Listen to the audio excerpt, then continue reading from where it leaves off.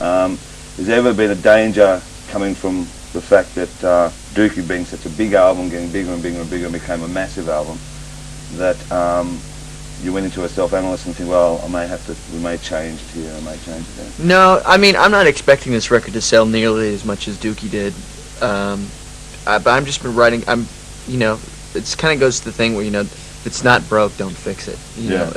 I'm gonna keep writing the songs that I like to write and that I get a lot of satisfaction out of and a lot of, therapy out of. On top of that, and this is us. Take it or leave it. Well, I mean, going from Kaplunk to Dookie, I mean, was there a difference of an attitude with the band, of how you went into Dookie, considering that you'd signed with a major? I think it's a bit different. Dookie had a lot of time to be thought of, or for us musically to really just, for those songs to evolve and everything. And it seems like this album, a lot of it was inspired quickly. Right. Which was kind of similar to the recording of Kerplunk almost. But it's not like we're stepping back. We're stepping forward, but the process coming up to this record seems more similar to Kerplunk.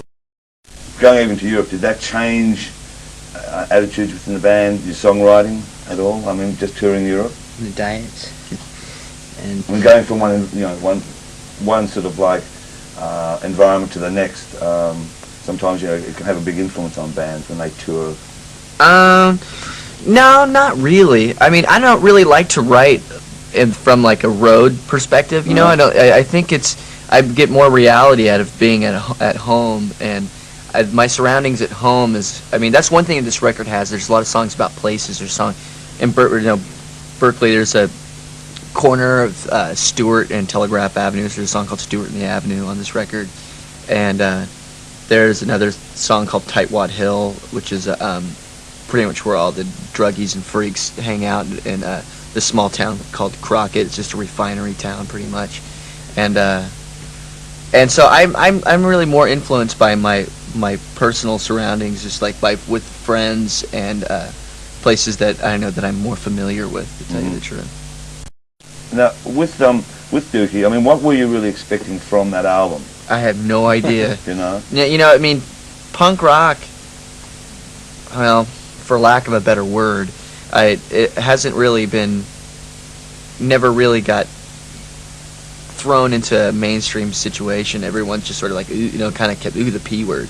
They didn't really want to get close to it. It was so, it was almost taboo, as to where people were even using words like post-punk and things like that. It's and just within this decade of the 90s, it seems to, I don't know, people seem to adapt to it, and it's been misconstrued. And when's the last time that you've heard the word post-punk?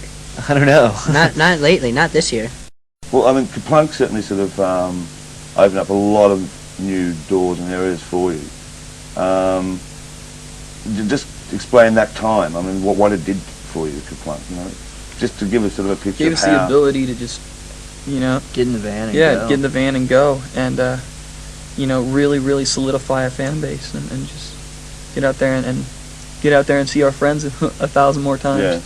And it was a very collective sort of thing that was going on. Just we were in contact with certain peoples of the country that were putting on shows in different halls and bathrooms and houses and wherever, and renting shirts it wasn't in their house or on their front yard on our we day were off. never like a club or like a college rock band at all. It was more wherever and whenever. Yeah, it was more of an underground, very non-hip kind of thing, and kind of like my mama back in high school. Yeah. Wherever, whenever, anytime, any place. Boy, I'll say. I mean, we've played everything from bathrooms, people's bathrooms at parties, to a party with 2 or 3 kegs and 15 people, and the next morning there was chainsaws and chickens in the house and just all sorts of stuff going on.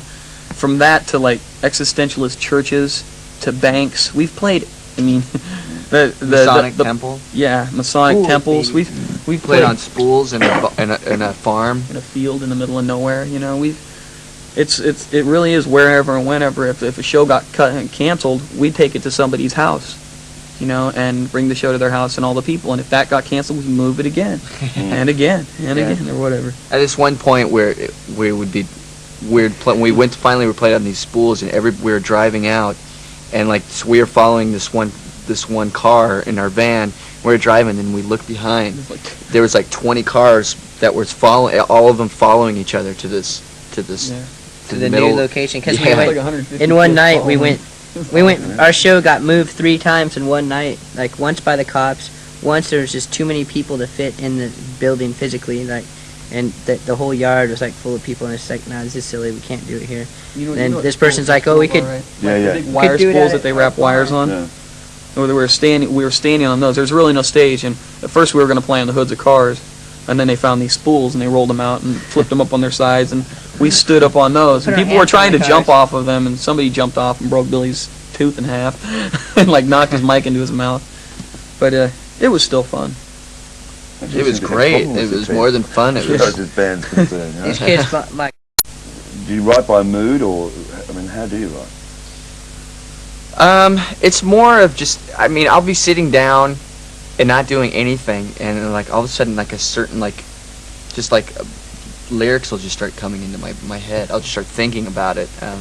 It's nothing like any kind of spiritual thing or anything like that. It's just more of, you know, it's a very natural thing where it just kind of creeps out, comes out of me, and then I just I put pen to paper, and the lyrics start to come out, you know. Well, Just like with writing, when I write melodies, it's mostly, I can't grab a guitar and sit down and say, okay, I'm going to write a song. You know, it's more like something kind of comes in my head like a melody. You know, it's just like when you're walking down the street and you're like, you singing this song, you're like, what is that song? Oh, you know, everyone kind of has their own song that they kind of march down the street to or whatever. You know, everyone kind of has their own soundtrack to their own personal movie lives and stuff like that, you know. And that's kind of what it is, you know, really.